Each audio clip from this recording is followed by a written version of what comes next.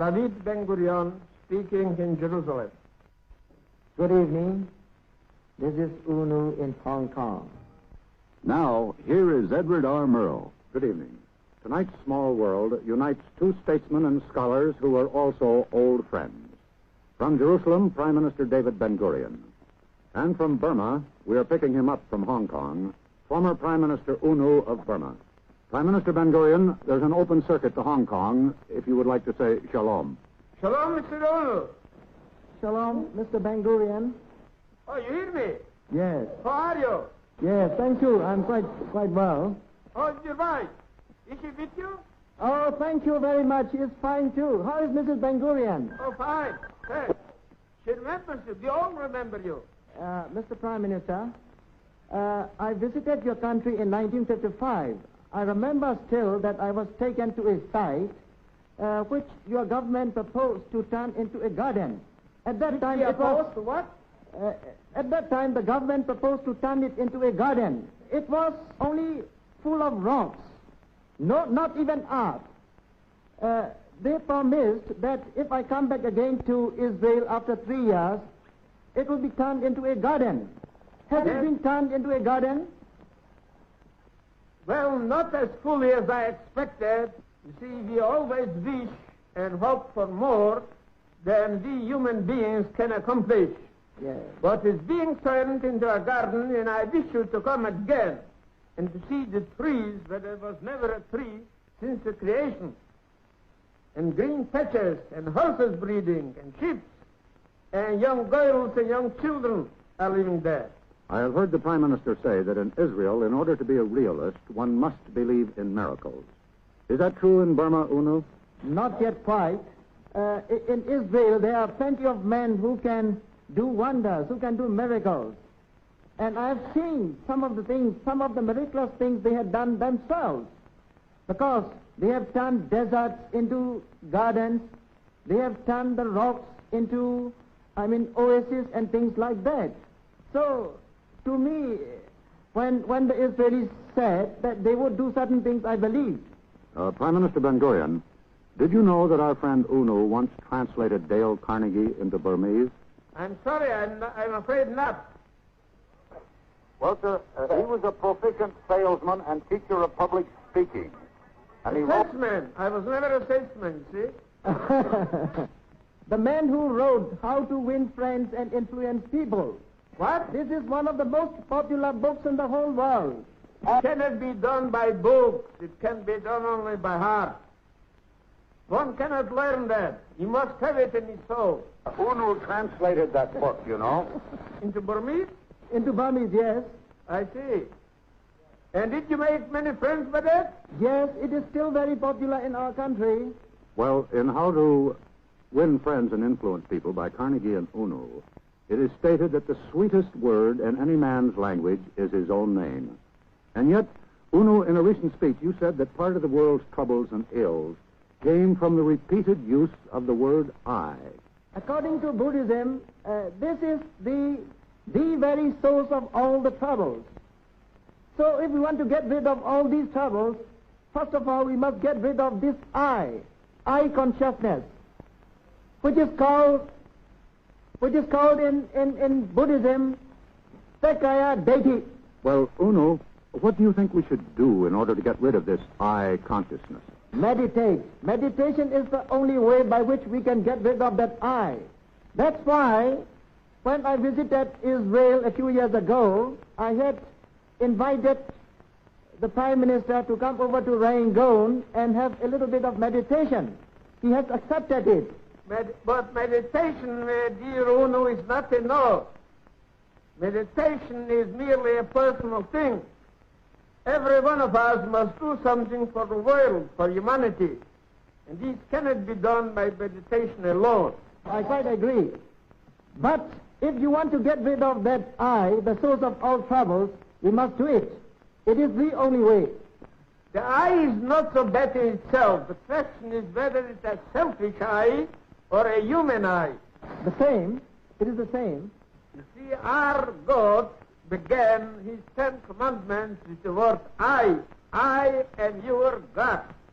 Oh, I see. I don't know about that. There is no such thing as God in Buddhism. Well, except for this basic difference, I believe Prime Minister Ben-Gurion believes that there are great similarities between Judaism and Buddhism. For example, the Ten Commandments and the basic principles of Buddhism are roughly the same, aren't they? No, we have not only 10 principles, there are 4 groups of commandments for lay Buddhists and 1 group for the priests. In the first group, there are 5 commandments. In the second, 8. The third, 9. And the fourth, 10 commandments. The 5 commandments are quite essential for all the lay Buddhists.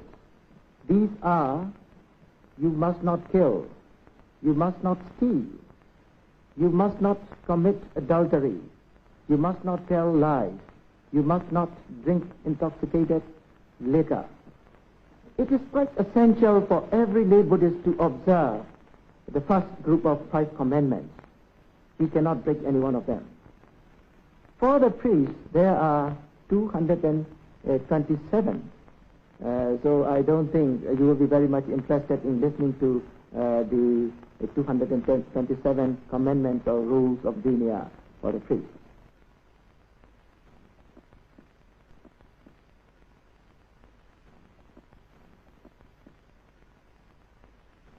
Prime Minister Ben-Gurion, you spoke at length about Judaism and Buddhism, and you pointed out the similarities between the two.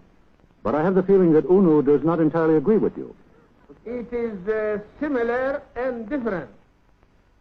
It's similar in that respect that Buddhism wants people to live in peace, love each other, help each other, and to draw away hatred. Yes. The best saying of the Buddha, as far as I know, in the Dhammapada, where he says that enmity doesn't cease by enmity, Yes. only by love.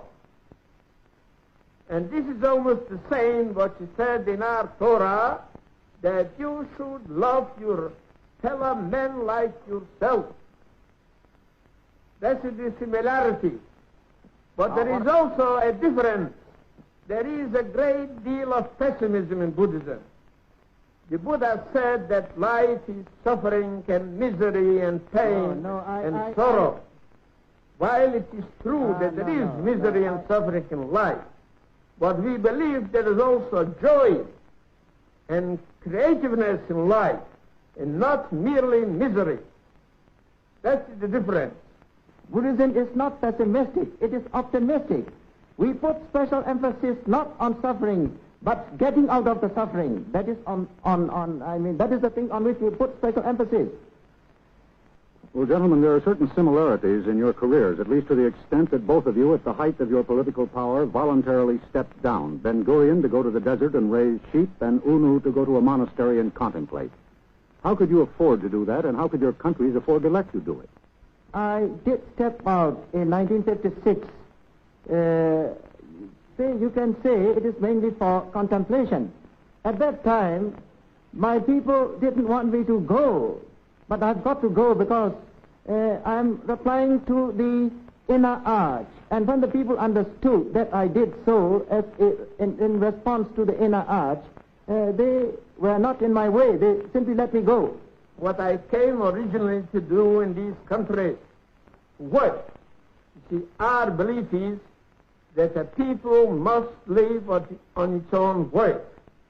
And a people can rebuild its country in its own only by its own hard work. And to go to work, especially on the land, was the ideal which brought me some 53 years ago to this country. And I was sorry that I had to give it up for public activities. In the first opportunity which I had seen, that I can safely leave government in the hands of my friends, I went back to do the things which I love to do, and I'm happy that I did it. And I hope I will be able to do it again next year or sometime, either when I will leave or they will throw me out of the government, because it's bound to come sometime. I had never wanted to be in the government service.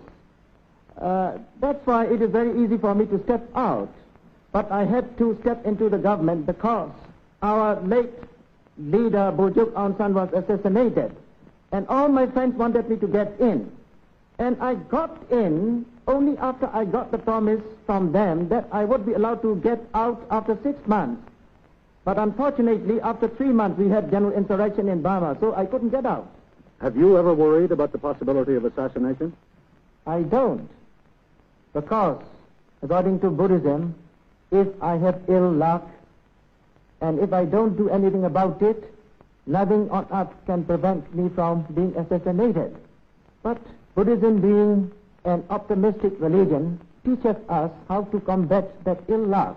And if I can sufficiently do something to combat that ill luck, there would be nothing on earth that can assassinate me.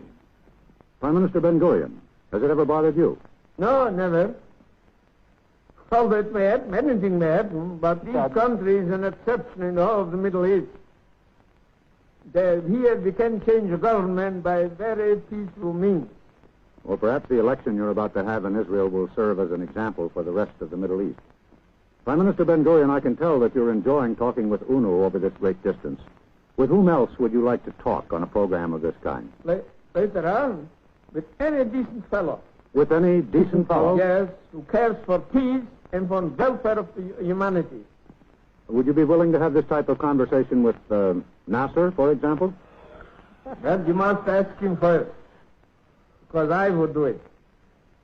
If he was ready to talk peace, then yes. UNO, if we should arrange a conversation between Prime Minister Ben-Gurion and President Nasser, would you be willing to sit in my place as the moderator? Moderator? Yes. If both of them agree, will agree, I don't mind. Well, gentlemen, we have reached the end of this conversation. Would you care to say good night to each other? Good night, Mr. Prime Minister. Good night. I hope we will see each other sometime. I should very much like to. And give my regards to your wife and on behalf of my wife, too. Yes, give my regards to Mrs. Ben-Gurion, too. Thank you very much. Yes, give my salams to the people of Israel, will you? And I wish your people prosperity and peace. Yes. Shalom. Shalom. Oh, bravo. Shalom, shalom. Thank you very much, and good night, and good luck. Next week's guest in just a moment.